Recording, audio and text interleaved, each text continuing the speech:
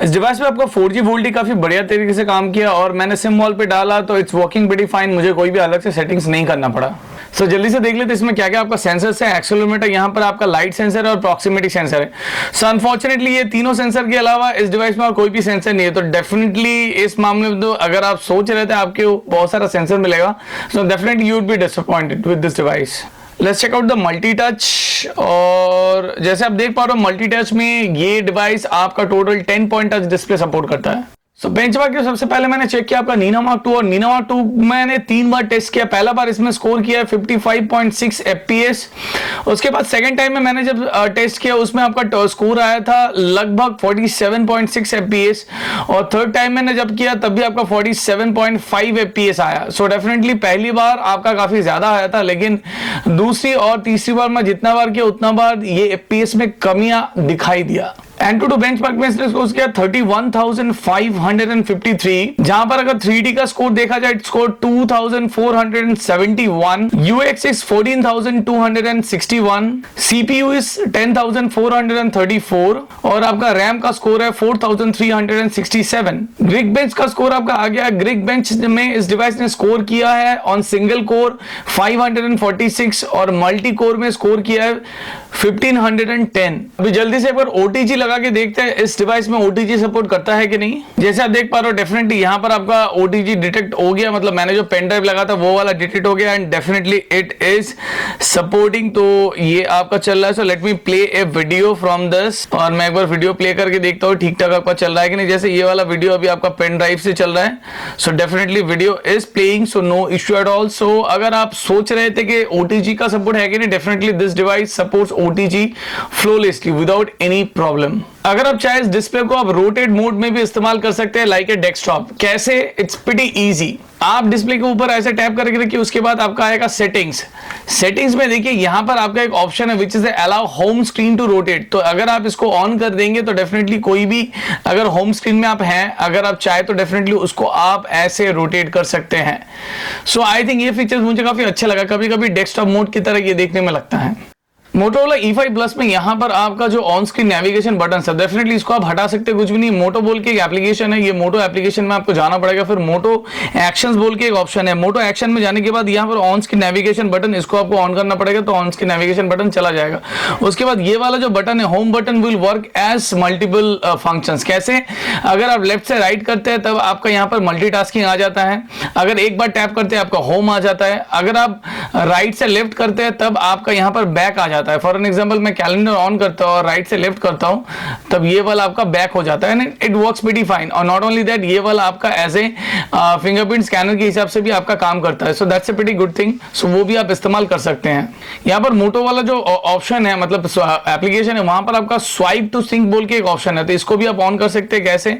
इसको करने के बाद एक सुविधा आपका होगा, फॉर एन एग्जांपल अगर 5.5 इंच डिस्प्ले आपका काफी बड़ा हो जाता है तो कुछ भी नहीं, आप इसको छोटा कर सकते हैं।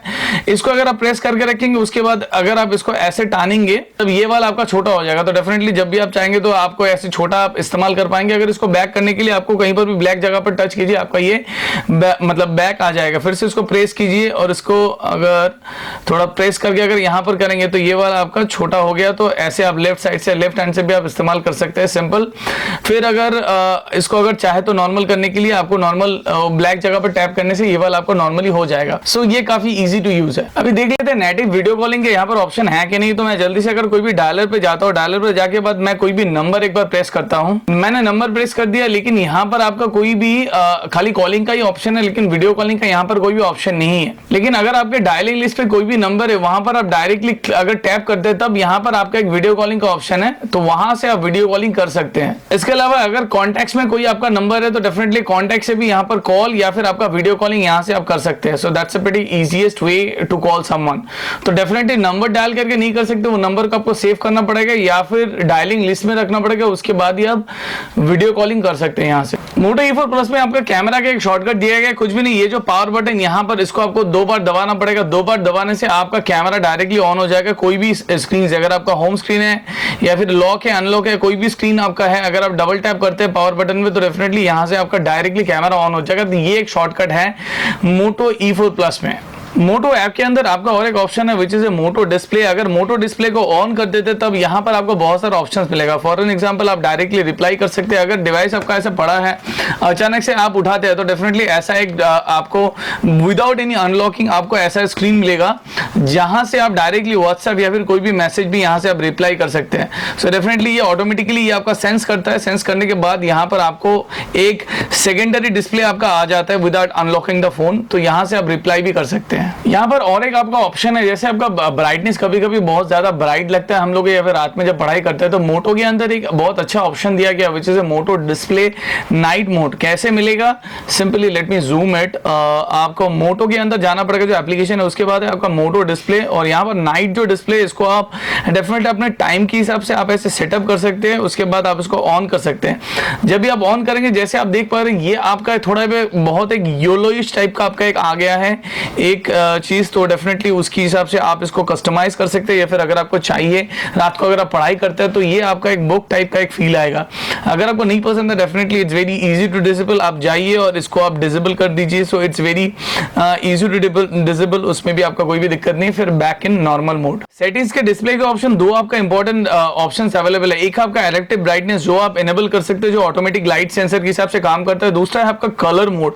कलर मोड में जाने के बाद स्टैंडर्ड है और वाइब्रेंट है, जो भी आपको पसंद है उसके हिसाब से आप कलर चूज कर सकते हैं या फिर कलर टोन आप चूज कर सकते हैं। तो आपका जो डिस्प्ले का कलर उसके हिसाब से आपका परफॉर्म करेगा। इसके साथ और दो ऑप्शन है। एक आपका ऑप्शन है which is A front size. Definitely front size आपके हिसाब से आप इसको चेंज कर सकते हैं, जितना बड़ा आपको चाहिए या फिर जितना छोटा चाहिए।